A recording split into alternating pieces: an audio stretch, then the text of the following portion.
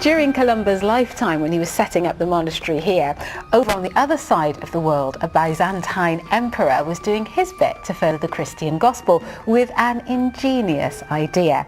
Prefabricated, flat-packed churches sent out across the sea to the far reaches of his empire. Pam Rhodes went to the Ashmolean Museum in Oxford to find out about one of those churches that never reached its destination and ended up at the bottom of the sea.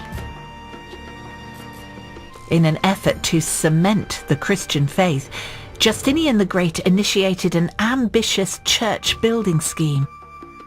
I must say, this doesn't look much like a church. What have we got here? Well, what you have here are some of the elements from the shipwreck discovered off the coast of Sicily, and it contains a flat pack interior of a church. So if you like, the local people would build the exterior and the emperor provided the interior, and these are the pieces that have come up from the seabed. Had the parts reached their destination, the constructed church would have looked something like this.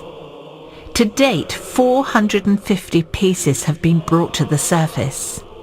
Paul and his team got to visit the rescued remains and hand-pick items for the museum. We're like kids in a sweet shop. We had all these different elements to choose. We couldn't rebuild the whole thing because there's 450 pieces and it would go through the floor of the museum. So we chose little elements of every part of the church here. We've got the columns, you've got the bases, you've got the capitals.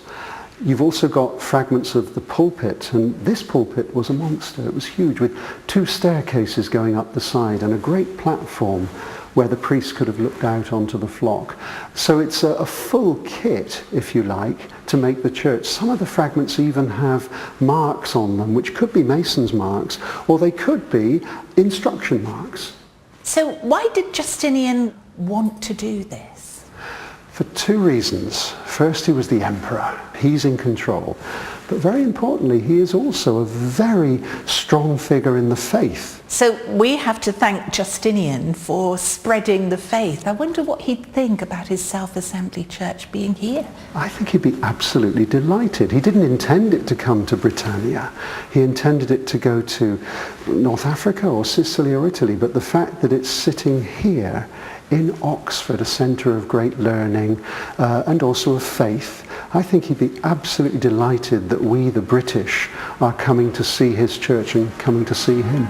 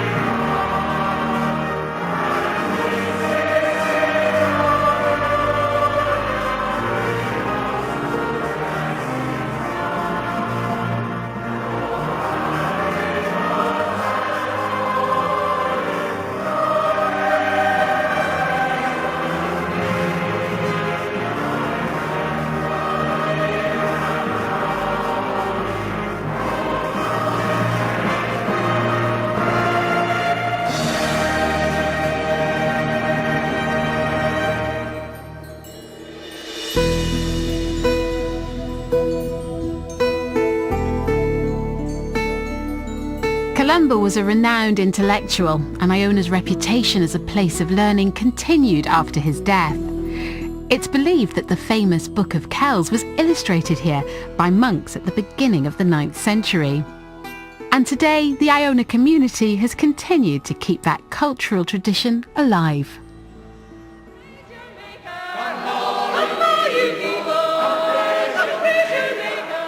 John Bell, a member of the Iona community, has written many songs and hymns that are now known and loved around the world, including our next hymn, Will You Come and Follow Me? It was recorded at St Andrew's Cathedral in Glasgow and conducted by John Bell himself. Set to a traditional Scottish melody, it's often referred to as the summons, a summons to faith, to self-discovery and to a conquering of our inner fears.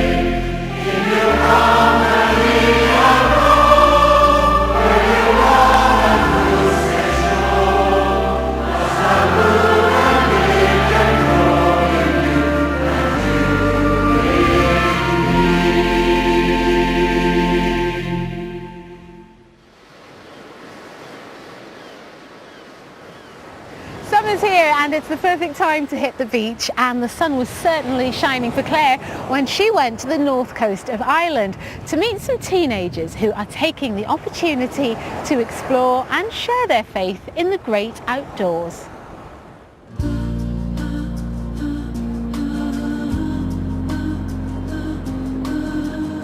The seaside resort of Portrush is just 7 miles along the north coast from the iconic stones of the world-famous Giant's Causeway. But the visitors here don't just come for the dramatic scenery, they come for the surf.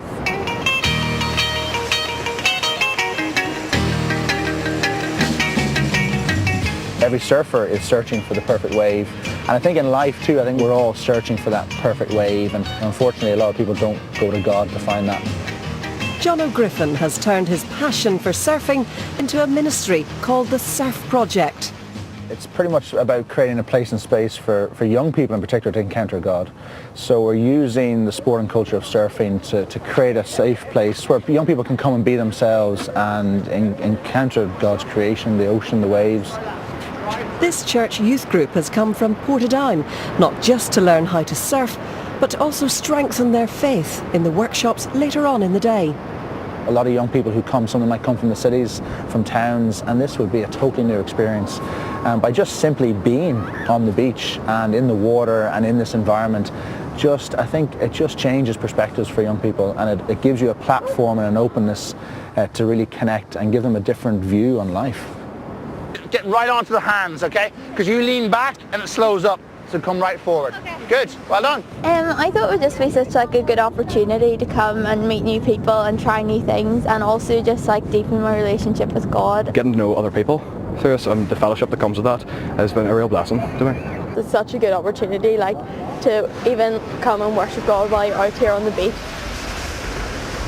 It's pretty unique in terms of ministries. Why did you decide to set it up? Part of my own testimony, my own calling was working in Manchester as a PE teacher and living in Cheshire at the time, and I had the job, I had the car, I had the full-time contract, but there was something missing inside. I wasn't fulfilled. So I just felt God say to me, Jono, how can you use your surfing to serve me? And the Methodist Church have been very supportive here. Absolutely. I've been brought up in the Methodist Church, so I suppose my roots are in Methodism, and I just approached the church about 3 or 4 years ago, and they really liked the idea, as vague as it was back then. So we have that backing and that support, and we use their facilities. We work in partnership with the local churches. The project is a team effort. Back at the church hall, Jono's wife Beth has been busy preparing a well-earned meal. We both have very different gift sets, but both just felt called to the ministry.